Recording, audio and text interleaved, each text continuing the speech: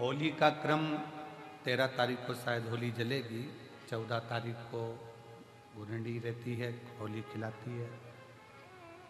पिछले वर्ष थोड़ा सा होली का क्रम रहा, तो अब की बार सब जगह की होली में ना जाते हुए केवल एक होली, वो भी सीहोर की, वो 15 तारीख को महादेव की होली रहेगी। मार्च को महादेव की होली। अपने अपने शिवालयों में शंकर जी शिव मंदिर के अंदर चंदन का जल 1 लोटा अवश्य चढ़ाएं।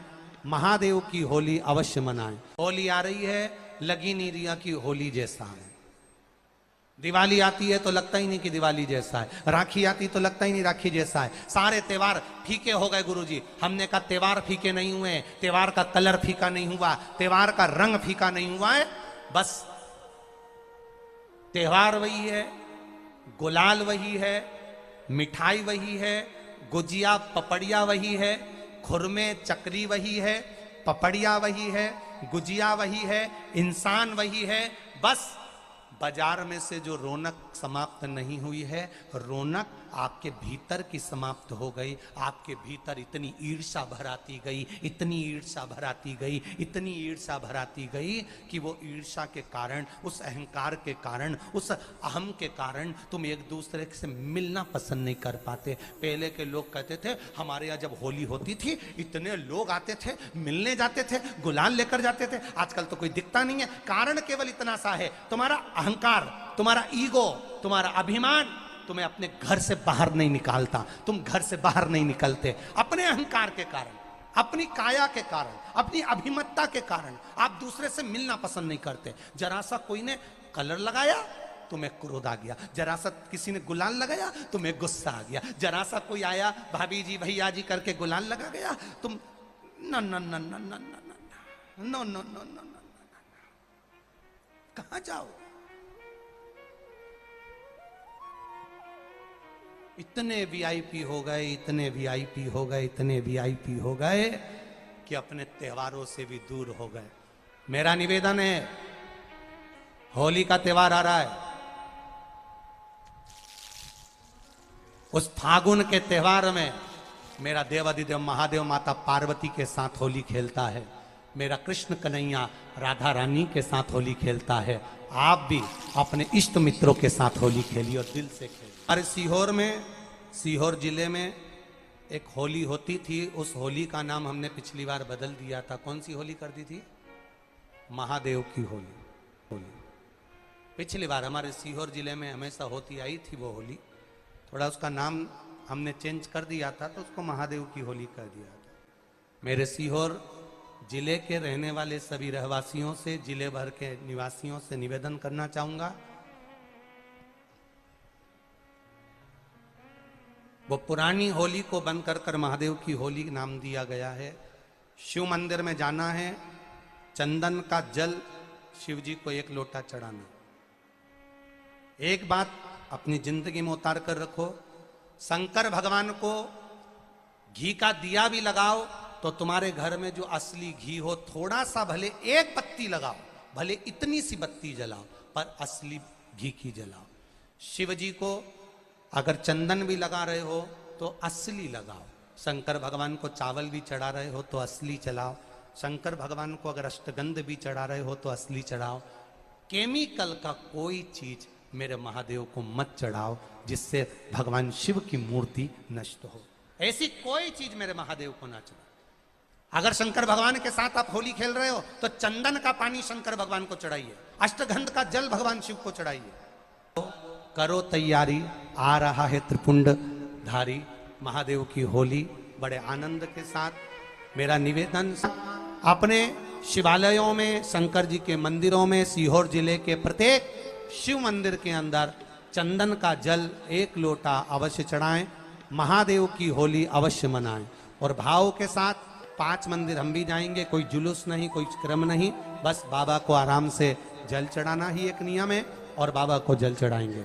आप सब बड़े आनंद के साथ महादेव की होली का स्मरण करिए। महादेव की होली के दिन बेलपत्री की जड़ के नीचे जाकर प्रयास करा करो कि लाल चंदन का जल लाल चंदन को घिसकर कलश में उस चंदन को डालकर जल भरकर उसको बेलपत्री की जड़ के नीचे सींचन करने का प्रयास करा है कि धीरे धीरे कर कर वो दुख समाप्त होगा, वो दुख कटेगा ही। एक बहुत ध्यान देने वाली बात है कि अगर मान लो कि कहीं पैसा अटक गया है, नहीं आ रहा है, बहुत अथक प्रयास कर लिया, चंदन का जो जल होता है ये व्यक्ति के जीवन में जो धन कहीं रुक गया, अटक गया, नहीं दे रहा, बेलपत्री के वृक्ष के नीचे, जड़ के नीचे सींचन करने से वो प्राप्त होता है। अथर्ववेद में वर्णन किया गया कि पीपल के वृक्ष की जो जड़ होती है, बेलपत्री के वृक्ष की जो जड़ होती है और आंवले के वृक्ष की जो जड़ होती है, इसके नीचे स्वर्ग का निवास होता है। किसका निवास है? स्वर्ग का निवास। जहां पर ये वृक्ष होता है और उस वृक्ष के नीचे बैठकर हम जब किस जल का सींचन कर रहे हैं, जैसे अभी आपको कहा था कि जल में अगर लाल चंदन मिला हो और आप बेलपत्री के जड़ में सींचन कर रहे हैं तो लक्ष्मी की आवक बढ़ेगी। कहीं पैसा अपना अटक गया, नहीं आ रहा, आएगा। पीपल की जड़ में इत्र का जल, पीपल की जो जड़ होती है उसमें इत्र का पानी, थोड़ा सा जल, उसमें थोड़ा सा इत्र का भाग हो महाराज, और आप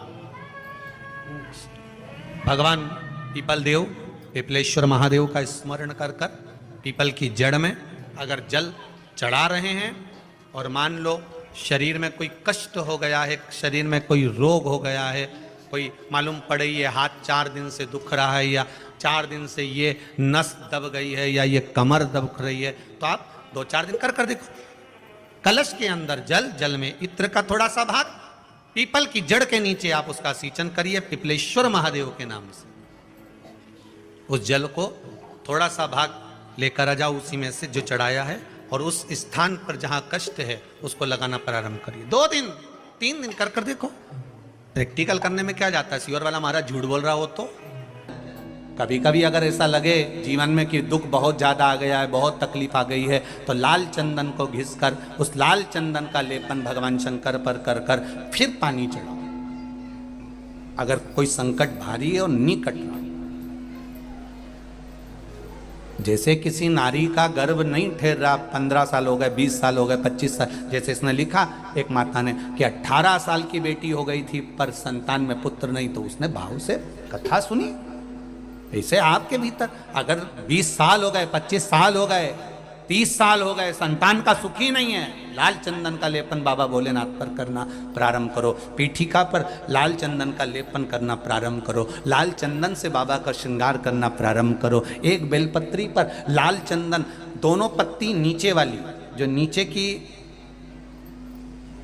की जो 2 पत्ती होती है इस पे लाल चंदन, और बीच वाली पत्ती पर पीला चंदन लगाकर बाबा के शिवलिंग को समर्पित करिए। बाबा से प्रार्थना करिए, रोज प्रार्थना करो। परंतु एक बात का स्मरण रहे, 25 साल हो गए, 20 साल हो गए, 30 साल हो गए, संतान नहीं, तो पहले जल से अभिषेक कराना, अभिषेक कराकर उस जल का आचमन करने के बाद हाथ को खासा करना, धोना, उसके बाद में फिर वापस बाबा का स्नान कराओ, फिर चंदन का लेपन कराओ, फिर 1 लोटा जल चढ़ाकर बाबा का स्नान कराओ। बाबा का बड़ा सुंदर भाव से लाल चंदन से जो अभिषेक करता है, बाबा को लेपन कर कर फिर जल चढ़ समर्पित करता है, निश्चित है उसकी गोदी मेरा देव अधिदेव महादेव जरूर भरता है। ये निश्चितता है।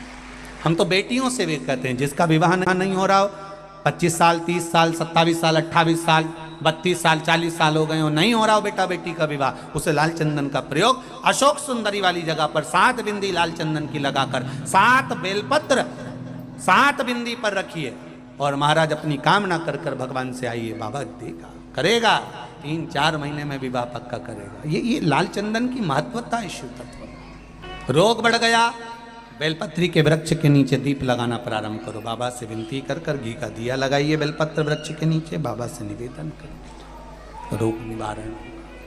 अब विश्वास रखकर जब बाबा के नजदीक में मात्र उसके द्वार तक पहुंच गए, उसकी चौखट तक पहुंच गए, भले मंदिर के अंदर नहीं गए। शिव महापुराण तो कहती है कि शिखर दर्शनम सर्व पाप नाशनम, मात्र शिखर का दर्शन ही करा तो सारे पाप तो अपने आप नष्ट हो गए। मात्र शिखर का दर्शन ही कर लेने पर सर्व हमारे पाप जितने हैं सब नष्ट हो जाते, मात्र शिखर का दर्शन।